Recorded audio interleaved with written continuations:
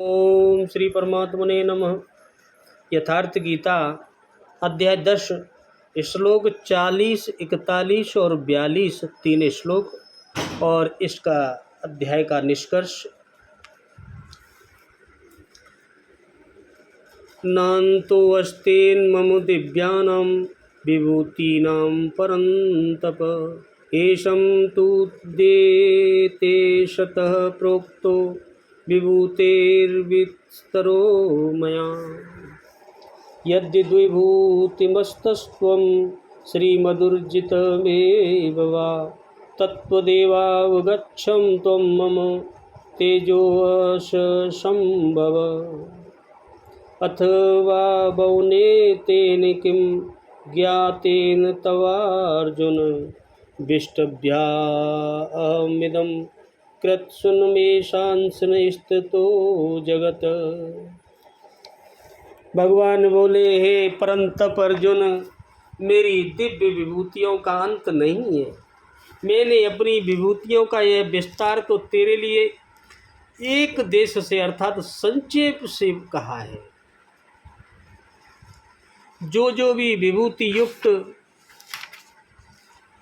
ऐश्वर्य युक्त, कांति युक्त और शक्ति युक्त वस्तु हैं, उसको तू मेरे तेज के अंश की ही अभिव्यक्ति जान, वो मेरे ही द्वारा है। अथवा हे अर्जुन, इस बहुत जानने से तेरा क्या प्रयोजन है। मैं इस संपूर्ण जगत को अपनी योग शक्ति के एक अंश मात्र से धारण करके स्थित हूँ। ये पूरा जगत मेरी अंश मात्र से स्थित है। भगवान ने स्पष्ट किया। परंतु अर्जुन, मेरी दिव्य विभूतियों का अंत नहीं है। अपनी विभूतियों का विस्तार तो मैंने संक्षेप में कहा है, वस्तु तो ये अनंत है, बहुत बड़ा है, इसे कह ही नहीं सकता। इस अध्याय में कुछ ही विभूतियों का स्पष्टीकरण किया गया है, क्योंकि अगले ही अध्याय में अर्जुन इन सबको देखना चाहता है। प्रत्यक्ष दर्शन से ही विभूतियाँ समझ में आती है। विचारधारा समझने के लिए इसी से थोड़ा अर्थ दिया गया है। जो भी ऐश्वर्य युक्त, कांति युक्त और शक्ति युक्त वस्तुएं हैं, उनको तो मेरे तेज के एक अंश मात्र से उत्पन्न हुआ जान, अंश मात्र है। जो भी कुछ ऐश्वर्य दिख रहा है, कांति दिख रही है, शक्ति दिख रही है। अथवा अर्जुन, इस बहुत जानने से तेरा क्या प्रयोजन है।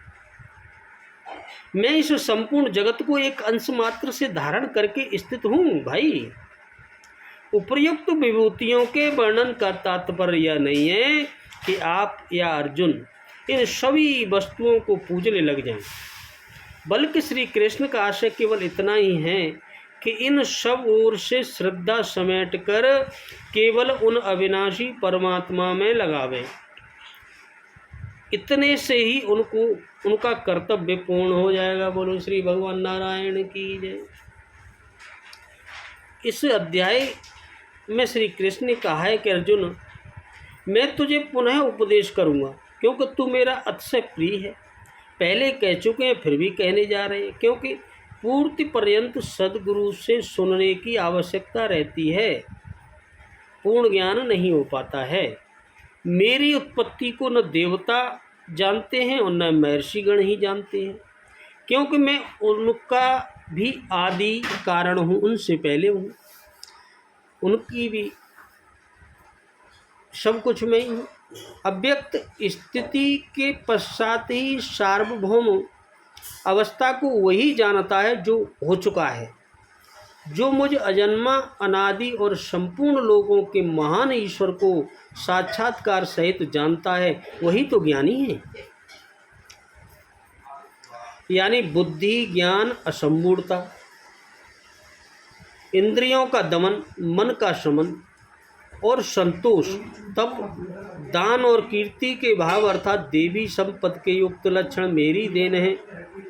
7 महर्षिजन अर्थात योग की 7 भूमिकाएं, उससे भी पहले होने वाले तदनुरूप अंतःकरण, चतुष्टय और उनके अनुकूल मन जो स्वयंभू है, स्वयं रचयिता है, ये सब मुझ में भाव वाले, लगाव और श्रद्धा वाले हैं। जिनकी संसार से संपूर्ण प्रजा है, ये सब मुझसे ही उत्पन्न है, अर्थात साधनामयी प्रवृत्तियाँ मेरी ही प्रजा है। इनकी उत्पत्ति अपने से नहीं, गुरु से होती है। जो संपूर्ण मेरी विभूतियों को साक्षात जान लेता, वह निसंदेह मुझ में एक ही भाव से प्रवेश करने योग्य हो जाता है। अर्जुन, मैं ही सबकी उत्पत्ति का कारण हूँ, ऐसा जो श्रद्धा से जान लेते हैं, वे अनन्य भाव से मेरा ही चिंतन करते हैं। निरंतर मुझ में मन, बुद्धि और प्राणों से लगने वाले हो जाते हैं। आप आपस में मेरा गुण चिंतन और गुण में रमण करते हैं। उन निरंतर मुझ में संयुक्त हुए पुरुषों को मैं योग में प्रवेश कराने वाली बुद्धि प्रदान करता हूँ। यह भी मेरी ही देन है। किस प्रकार बुद्धि देते हैं? जो अर्जुन आत्मभावस्थ उनकी आत्मा से जागृत होकर खड़ा हो जाता हूँ और उनके हृदय में अज्ञान से उत्पन्न अंधकार को ज्ञान रूपी दीपक से नष्ट कर देता हूँ। वो जान जाते हैं सब कुछ सच्चाई। अर्जुन ने प्रश्न किया कि भगवान, आप परम पवित्र, सनातन, दिव्य, अनादि और सर्वत्र व्याप्त हैं, ऐसा महर्षिगण कहते हैं, तथा वर्तमान में देवर्षि नारद, देवल, व्यास और आप भी वही कहते हैं। यह सत्य भी है कि आपको न देवता जानते हो न दानव, स्वयं आप जिसे जना दें वही जान पाता है। आप ही अपनी विभूतियों को कहने में समर्थ हैं। अतः हे जनार्दन, आप अपनी विभूतियों को विस्तार से कहिए। पूर्ति पर्यंत इष्ट से सुनते रहने की उत्कंठा बनी रहनी चाहिए। आगे इष्ट के अंतराल में क्या है, उसे साधक क्या जाने।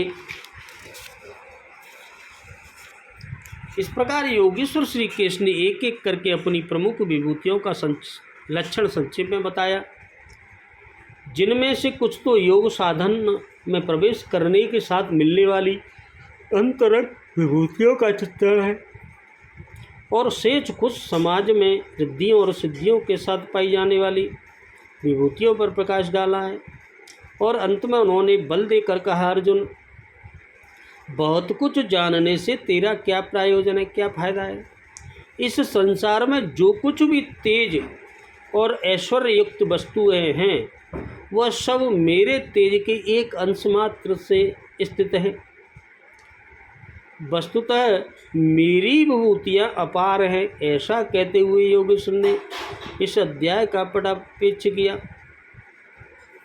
इस अध्याय में श्री कृष्ण ने अपनी विभूतियों की मात्र बौद्धिक जानकारी दी, जिससे अर्जुन को श्रद्धा सब ओर से सिमट कर एक इष्ट में लग जाए। किंतु बंधुओं, सबको सुन लेने और बाल की खाल निकालकर समझ लेने के बाद भी चलकर उसे जानना शेष ही रहता है कि आंखों से देख लें। यह क्रियात्मक पथ है।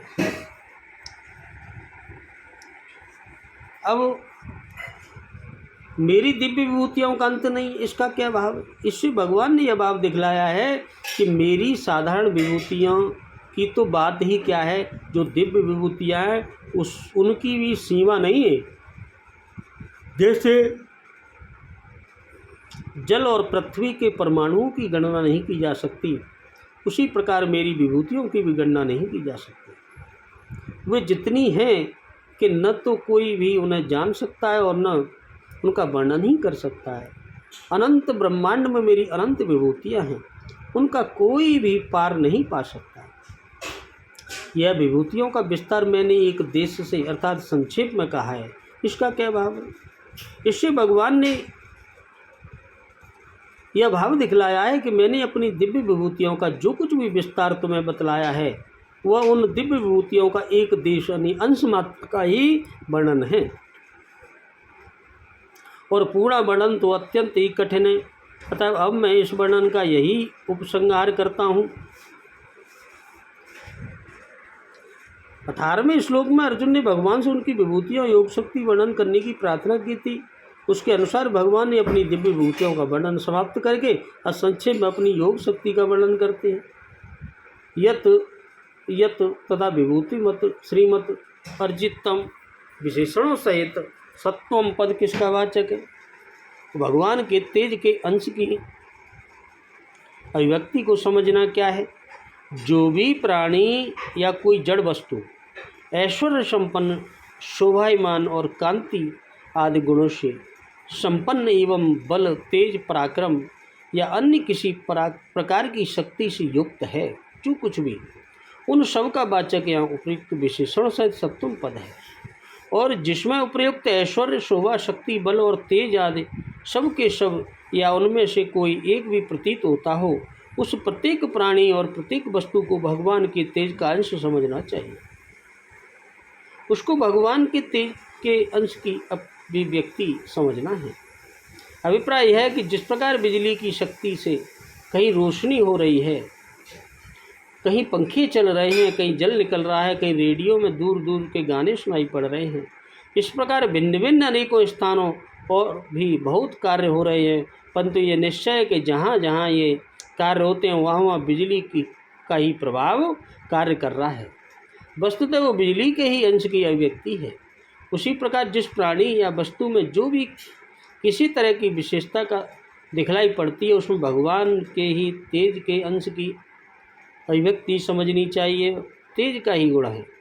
इस प्रकार मुख्य मुख्य वस्तुओं में अपनी योग शक्ति रूप तेज के अंश की अभिव्यक्ति का वर्णन करके भगवान ने यह बतला रहे हैं कि समस्त जगत मेरी योग शक्ति के एक अंश मात्र से है।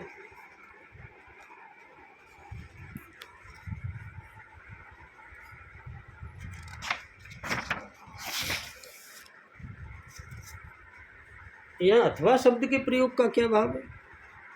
शब्द पक्षांतर का बोध है। 20वें से 39वें श्लोक तक भगवान ने अपनी प्रधान विभूतियों का वर्णन करके और 41वें श्लोक में अपनी तेज की अभिव्यक्ति के स्थानों को बतलाकर जो बात समझाई है, उससे भी भिन्न अपने विशेष प्रभाव की बात अब कहते हैं। यही भाव दिखलाने के लिए यहाँ अथवा का प्रयोग हुआ है। इस बहुत जानने से तेरा कोई फायदा नहीं, कोई प्रयोजन नहीं है, इसका क्या भाव है? इस कथन से भगवान ने यह भाव दिखलाया कि तुम्हारे पूछने पर मैंने प्रधान विभूतियों का वर्णन तो कर दिया, किंतु इतना ही जानना यथेष्ट नहीं है। सार बात यह है कि जो मैं अब तुम्हें बतला रहा हूँ, इसको तुम अच्छी प्रकार समझ लो, फिर यह सब कुछ अपने आप ही समझ में आ जाएगा। उसके बाद तुम्हारे लिए कुछ भी जानना शेष नहीं रहेगा। इदम और कृत्सनम विशेषणों के सहित जगत पद का क्या भाव है? और उसको भगवान ने योग शक्ति के एक अंश से धारण किए हुआ है, यह बतलाने का क्या भाव है? इदम और कृत्सनम और जगत पद मन, इंद्रिय और शरीर सहित, यानी मन, इंद्रिय और शरीर सहित समस्त चराचर प्राणी, पूरे जगत दुनिया का प्राणी तथा भोग सामग्री, भोग स्थान और समस्त लोगों के सहित ब्रह्मांडों का वाचक है।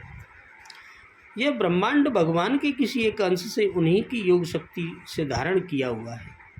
यही भाव दिखलाने के लिए भगवान ने इस जगत के संपूर्ण विस्तार को अपनी योग शक्ति के एक अंश से धारण किए हुआ है, यह बतलाया है। बोलो राधे राधे, जय जय श्री कृष्ण।